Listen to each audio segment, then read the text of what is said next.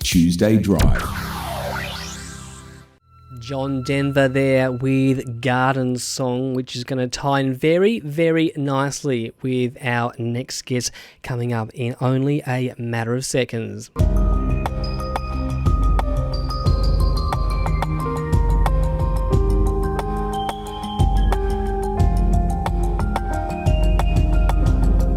You're listening to Tuesday Drive with Stephen. How are you when it comes to the garden? Now, I have to confess, I don't have a green thumb. Actually, my thumb seems to be a thumb of death and sickness at the best of times. I have every good intention of trying to make something grow, and there's a certain hardware store with a nursery attached that makes a lot of money out of me each year. And look, as long as I can remember, and some of you may be about to spit your tea out, but parsley, it is the bane of my existence. I love to eat it, I love to cook with it, but do you think I can actually grow it successfully? Well, my next guest has been a horticulturist for over 25 years and loves to teach inspiring gardeners and has her name on a new book called Yates Top 50 Edible Plants for Pots and How Not to Kill Them. Hello, Angie. Hello, Stephen. It sounds like a bit of a confessional there with the parsley. It was a very, very sad confessional, my friend. I have spent so much money over the years on bloody parsley, and I just can't seem to get it to grow successfully. I don't know what it is. Parsley will often enjoy being grown where it's been sown because sometimes it doesn't like being transplanted. So if you can start parsley from seed in the place where you want to grow it and then keep it moist and keep it well fed, that is the key to encouraging lots of that lush leafy growth that we want to pick. So lots of moisture, lots of food, but don't transplant it. If you can avoid it, just leave it to grow. What type of food are you referring to? What does parsley like to eat?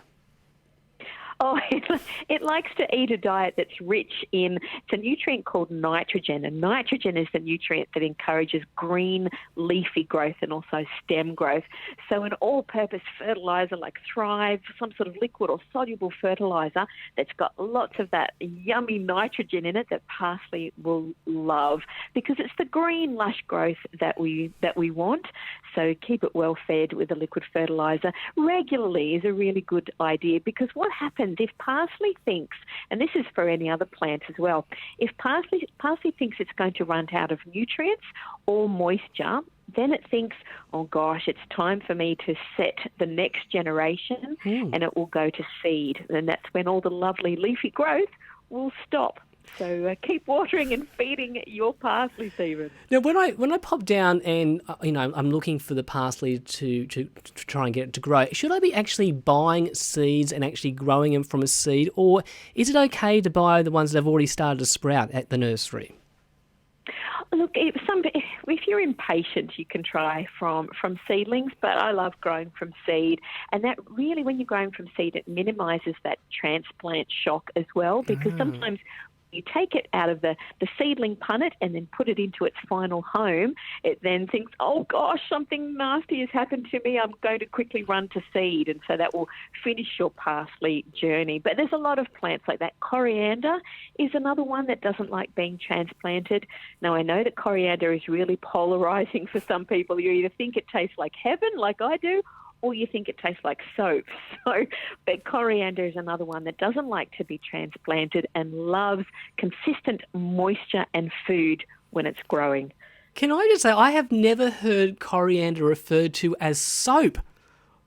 Oh, I have some friends, and they're still friends despite this, that can't stand the taste of coriander.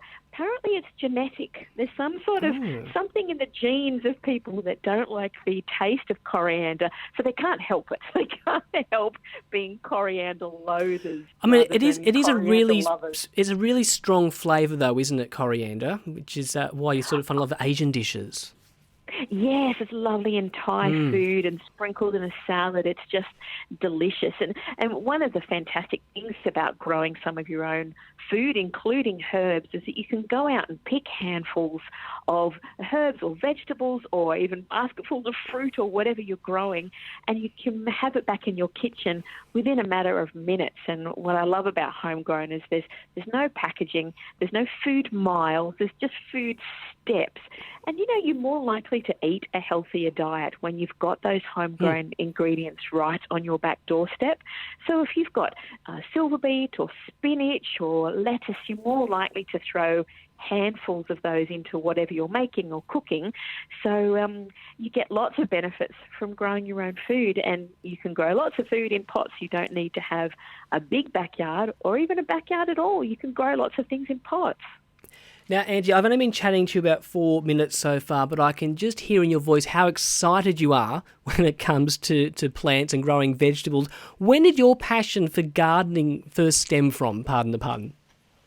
Well, I actually, when I was quite young, and I was in Girl Guides, and one of the things we had to do was document some sort of collection, and I had a cacti collection, and I drew them and named them, and I think that's where it started, the love of growing things and nurturing things.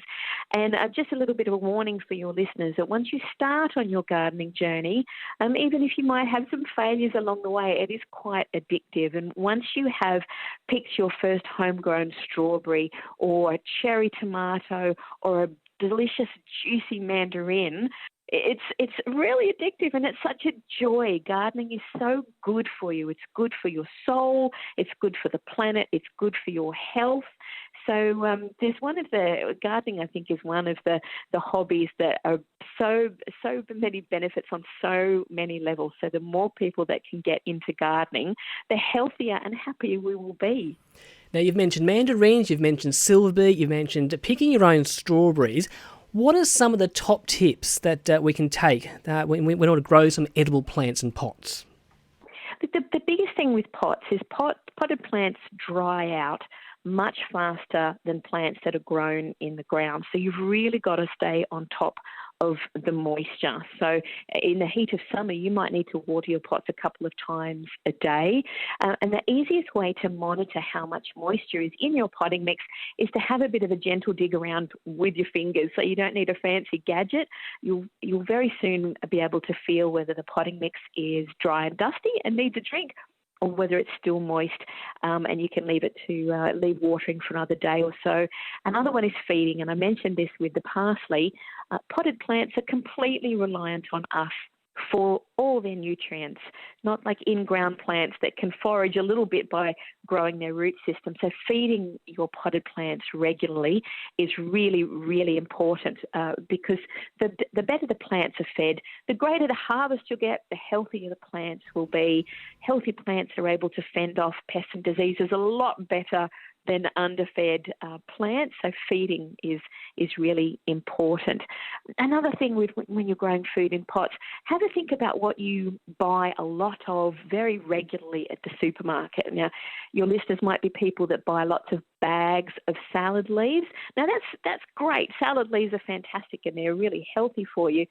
But imagine how convenient it would be if you could go out to your back veranda or balcony or deck and pick very fresh lettuce leaves or baby spinach leaves that they've grown themselves, and there's no packaging. And I know I'm guilty of this one. I have bought bags of salad. A couple of days later, the remnants are a slimy mess in the back of the fridge. So there's nothing like that when you grow it yourself.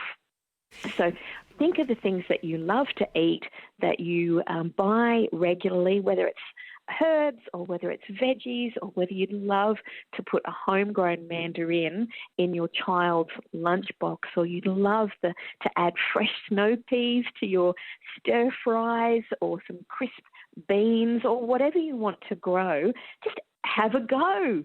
And potted plants, you think that some of the plants that you would love to grow can't be grown in pots, and things like potatoes and sweet potatoes and garlic, they can all be grown in really good-sized pots. So in the book, I've looked at 50 different edible plants. So if you think of how much joy and nutrition you would get from 50 different plants, you can really cover a lot of ground just in some pots. Well, my partner, we've been growing tomatoes probably the last 6-7 years, and it is absolutely divine. And we've just probably the last couple of years also been growing kale, and that is just magical, walking out the back and picking kale and then just steaming. I totally agree with you there on Angie. Once you get the bug, you just can't stop. Hey, look, part of the book is the fact that we're growing all these plants in pots. When it comes to a pot, is one pot sort of the same, or if we spend like some pots are really, really pricey, are they better than, say, buying a really cheap pot? How do you know what pot to buy? Look, you can spend a little bit of money or you can spend a lot of money, but plain black plastic pots, if that's what your budget allows, are a great starting point. So don't let lack of funds stop you from stopping to grow some of your own edible produce. Even you could go down to your local op shop, or you might find things on local council cleanup that can be recycled into pots. So sometimes pots don't have to cost very much money at all. But then if you've got a little bit of money to spend, there are some beautiful plastic, colourful pots, and there's ceramic pots, and there's terracotta pots, there's self-watering pots. There's lots of different pots that you could coordinate with your outdoor furniture or your decor, or it just can be simple and plain and plastic. So as long as the pots are well drained, so you're looking for those really good drainage holes in the bottom of the pot.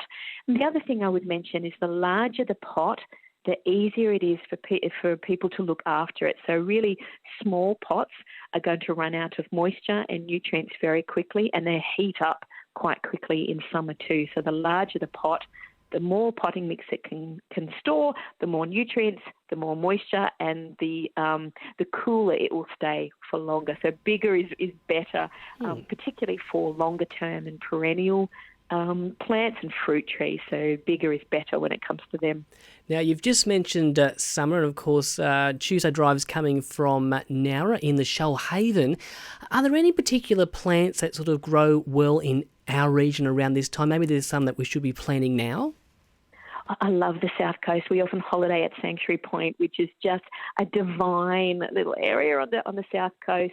But on the coast, and this is common in coastal areas, is humidity. So what you need to look out for, or what you need to choose for your edible plants, if they're going to be prone to diseases like mildews, is to choose an airy spot in your garden or in your balcony for those particular plants. Things that are prone to diseases like peas are prone to powdery mildews, and tomatoes can be prone to leaf diseases. So good airflow is a really good thing when you're on the coast to make the most of airflow and then reduce the chance of diseases. But at the moment, you can be growing tomatoes in pots. You could be growing dwarf beans in pots, which are really delicious. You can even grow things like zucchinis and cucumbers. Cucumbers are really good if you've got a pot next to a wall or a fence, and you can attach a trellis or some sort of support to the wall, and you allow the cucumbers to climb up that. So climbing plants are a really good way to maximise the space that you've got, particularly if you haven't got much space to go around. So climbing plants, window baskets, hanging baskets are a really good way to maximise space. But summer vegetables are just great. But tomatoes, beans, cucumbers, zucchinis, and you've got delicious herbs like basil and coriander, lots of things to fill your kitchen with homegrown produce during summer. And like I said, there's nothing like going out the back and picking your own produce, that's for sure.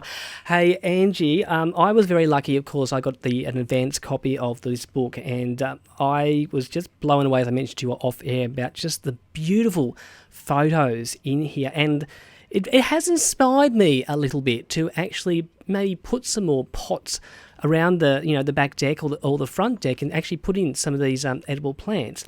Where can people get a copy of this book? Oh, look, it is available, and the standard statement is available at all good bookstores and all Good. places like that. But bookstores, department stores, like the big department stores, but you can also get it online through online booksellers. So if you Google it, it will come up with a couple of options for you. So it's only hot off the press, actually. It was only released last week. So I really hope people open the book and think, right, I'm going to give that a go. I'm really going to embrace this growing in pots. I didn't think I could, but now I'm going to follow the book and I'm going to put these ideas into practice because I think we all really want to add to our own ingredients, but we may have just not had the confidence or the knowledge to do it.